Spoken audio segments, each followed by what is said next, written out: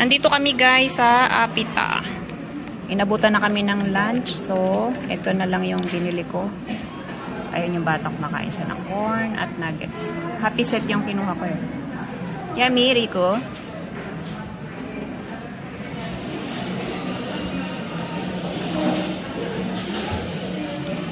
Kape tayo. Kain tayo guys.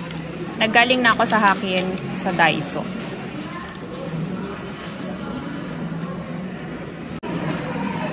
Guys, nandito kami sa Apita. Dito na kami nabutan ng lunch. Tapos, kanina nagdaan na kami ng Daiso. May binili kasi ko. Luwan sa camera ko. Hi guys, kain. Kami.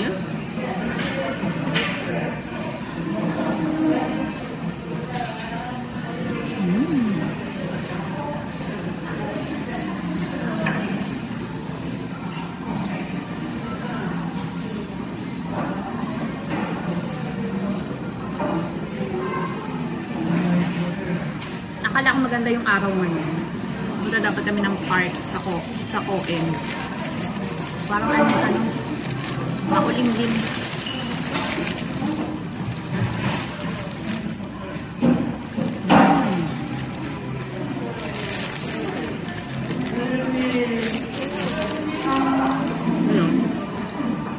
Yummy.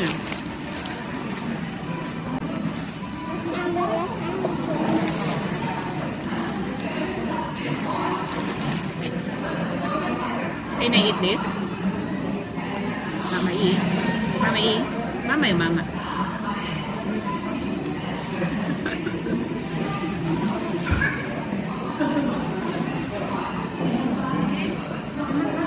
Tapos na lang namin guys yung pagkain namin. Baby na.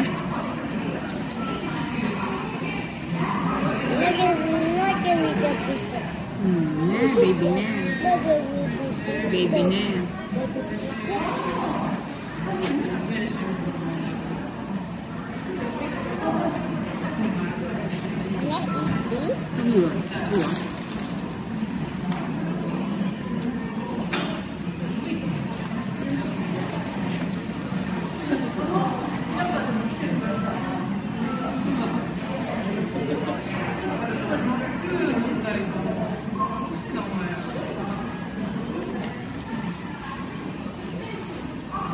Yummy.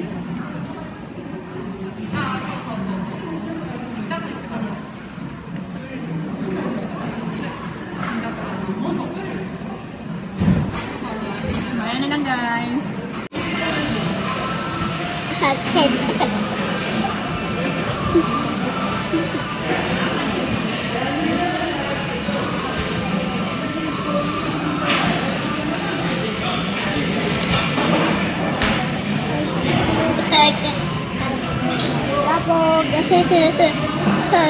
Kagabo.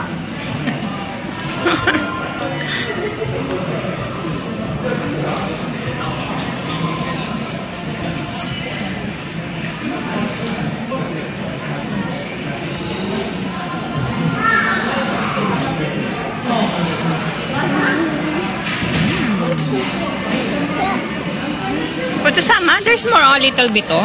Yep. No?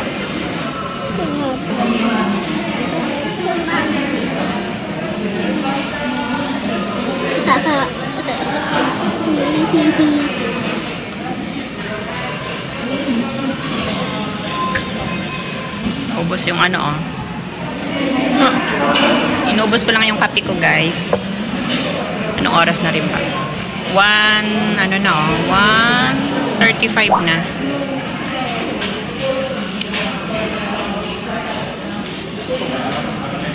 Yummy, Rico.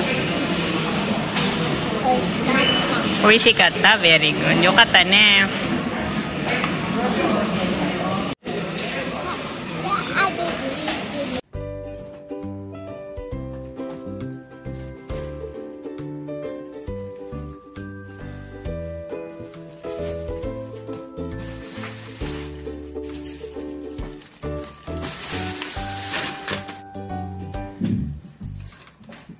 Guys, nakauwi na tayo.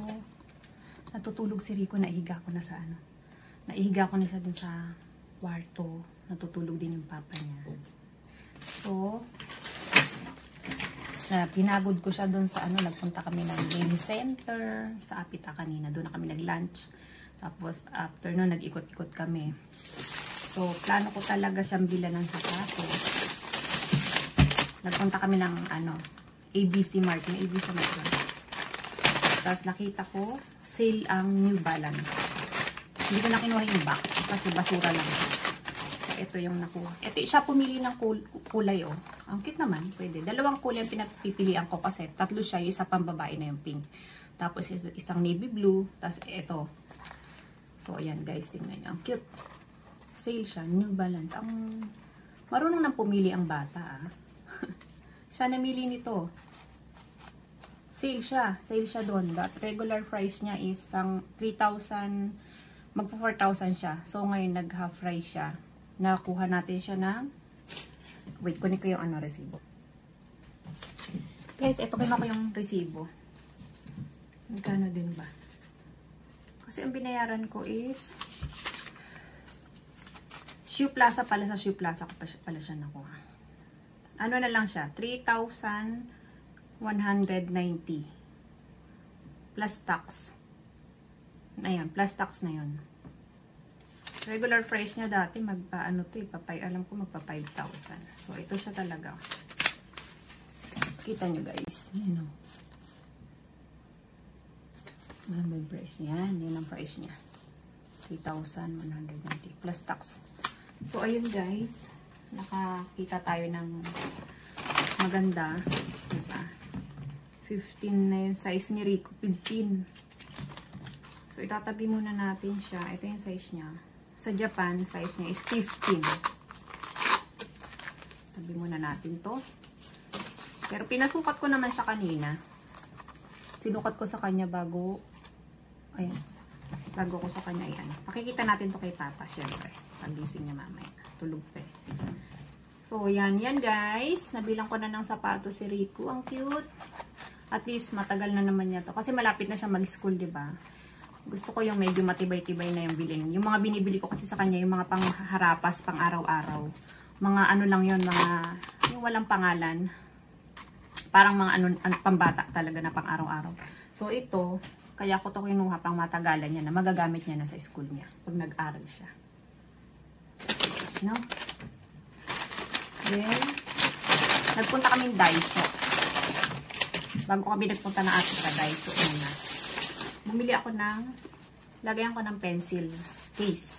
Kasi di ba nagba-Bible study kami. So, kailangan yung mga color pen ko or pang mark pen ko pala or ball pen ko walang lagayan. Ano lang siya, lagi lang siya nakalagay doon sa, kasamaan doon sa ano, pouch ng Bible ko. So, kailangan nakabukod siya. Bumili ko nun. Tapos, Dumampot si Rico ng color crayons. Sa Daiso lang din to. Dinampot niya to, hindi ko na pinakita. Sige lang ako ng sige. Juice. Pero hindi ko pa inom sa kanya, masyadong matamis. Ito, dinampot niya. Ayan. Marunong nang dumampot. Tapos ito kasi, tsaka yung isa yung candy. Kailangan dalawa kunin mo para akin, para piso. Tapos ito kailangan ko to. Ayan. Bumuha akong mais. Ito, dinampot niya rin to. Mga dinampot niya yan, Ray. Ito. Sa akin to. Sa ipin. Kami. Then, ito. Ito, gagamitin ko to pag nag-aaral kayo ng Bible study. Yung mga verse kung nakukuha dito ko siya isusulat. Lahat. Maganda siya, guys. O, meron na siyang mga pang, mark page. Kung anong gusto mo ilagay. Pwede. Then, ito. Anong tawag sa atin ito, guys? Alam to ng mga estudyante no? Color paper. May pangalan pala siyang English. Color paper. 3 kulay ang kinuha ko. Orange, blue, and red. Ang gagawin ko po dito, gagawa ko po dito ng mga words ng ABC, alphabetically. Yun na ang step namin ngayon sa pagtuturo ko sa kanya. So, sa age 3 na ni Rico, 3 na siya ngayon June. So, i-level up na natin yung kanyang skills. Step by step. Tapos ito guys, siya rin ang kumuha nito. Kinuha niya to. May mas maliit dito. Ang binibigay ko yung maliit. Ito daw. Ay, makulit. Yan ko na. Hayaan na natin siyang magkulay-kulay, mag-drawing-drawing sa niya, sa sarili niyang image, imagination, para maano niya yung gusto niya. So, yun lang. Yun lang binili natin ngayon, guys. Sa Daiso lang tayo, ako maraming nabili. Sa Apita kanina, nag-lunch lang kami doon. Wala akong ibang binili doon. Tingin-tingin ako, kaya lang pinigilan kong sarili ko. Kailangan magtipid. Pag hindi kailangan, iba kasi yung needs sa want, yung gusto mo at saka sa kailangan mo, 'di ba? Gusto ko nga siya pero hindi ko pa naman siya kailangan ngayon. Talagang pinigilan ko yung sarili ko. Simula nung nawalan ako ng trabaho, nung hindi na ako nag-work, natuto na ako ngayong control sa sarili ko na kailangan ko nga tong bagay na to pero gusto ko siyang bilhin, gusto ko siyang bilhin pero ang inuuna ko yun talagang mga kailangan, mga importante.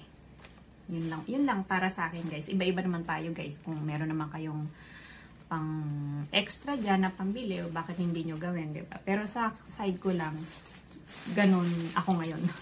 Kasi mas merong importanteng paggamitan dapat ng pera na pinaglalaanan ko ngayon, naming mag-asawa. So, ayun guys. So, dapat pupunta kami ng, kanina, ng park. Medyo makulimlim siya, kaya napapunta kami ng Daiso and Apita. Try natin bukas kung makakalabas tayo. Ayun lang. And mamaya na lang. Ligpitin ko lang itong mga binili ko. Okay. Guys, nag-opuro na kami. Iisang ko lang tong anak ko. Iisang ko lang ito si Rito.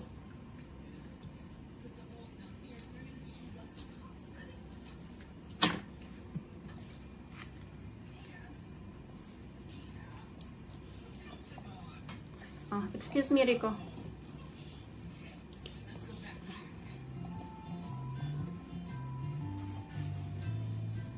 Six 10 na po dito. 6:10 na ng hapon. Rico,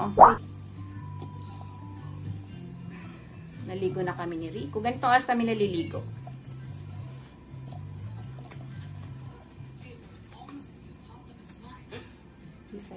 Ulit daw naman.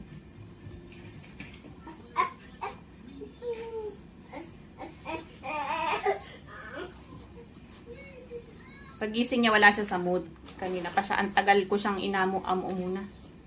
Siguro, bitin pa yung tulog. Alas 5 na siyang nagising. Ay, 4:30. 4:30 na siya nagising.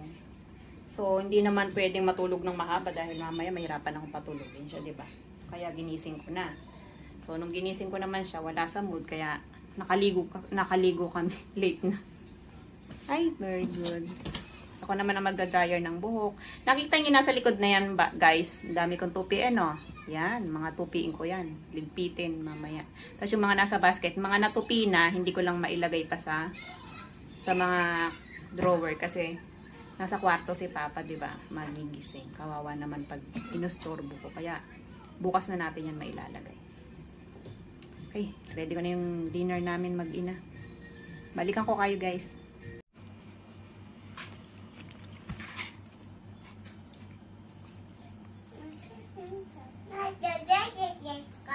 Juice もください。はい。